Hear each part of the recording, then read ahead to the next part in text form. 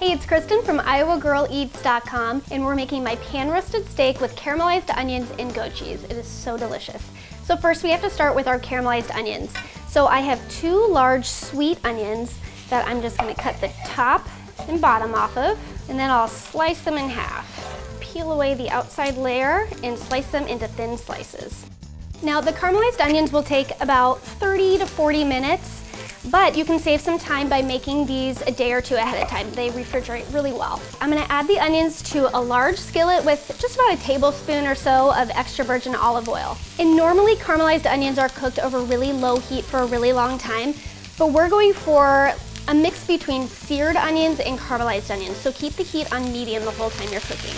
And you don't have to babysit the onions, just come back every now and again to give them a stir.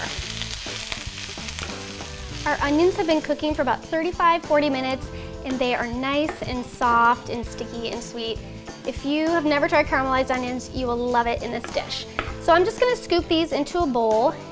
I'm gonna set the caramelized onions aside, then turn the heat up to high and trim our steaks. I have 2 10 to 12 ounce strip steaks here. You could use ribeye if you like, but I do really like strip steaks. So I'm just gonna trim the edges just a bit to cut off any extra fatty pieces. All right, those actually look great. So I'm gonna season them heavily with salt and pepper. 10 to 12 ounces of steak is a lot of steak, so be generous with your salt and pepper. So our skillet is hot, it's smoking, which means it's ready. So I'm gonna add 2 tablespoons of butter and let those melt. The butter's gonna give the bottom of the steak a beautiful crust, and we're gonna use it at the end to pour over the steak as a nice, easy sauce. It is so good. So now the butter is melted and nice and hot, so I'm gonna add the steaks seasoned side down and let them sear for 2 minutes.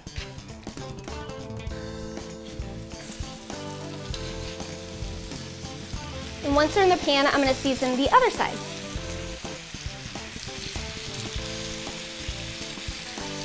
It's been 2 minutes, so I'm gonna flip the steak. Oh yeah.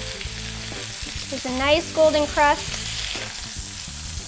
And now I'm gonna take the entire pan and put it into a 400-degree oven for 3 to 5 minutes, depending on how well done you like your steak. Okay, our steaks look incredible. I'm just gonna transfer them to a cutting board and let them rest for about 5 minutes before slicing into them. Now, if we cut into them too soon, all the juices will run out, so they need to rest.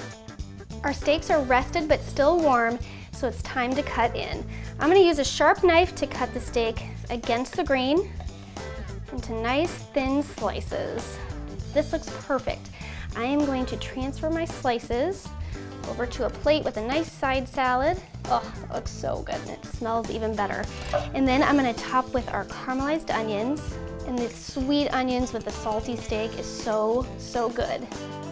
And then we'll add goat cheese. Now, goat cheese is really creamy and tangy, and the contrast of textures and flavors in this dish is so delicious. The final piece might be my favorite. It is the butter. We're gonna drizzle this right on top, and it really just sets this dish over the edge. However you make this for date night or entertaining, I know you will love it. Head on over to iowagirleats.com for the full recipe.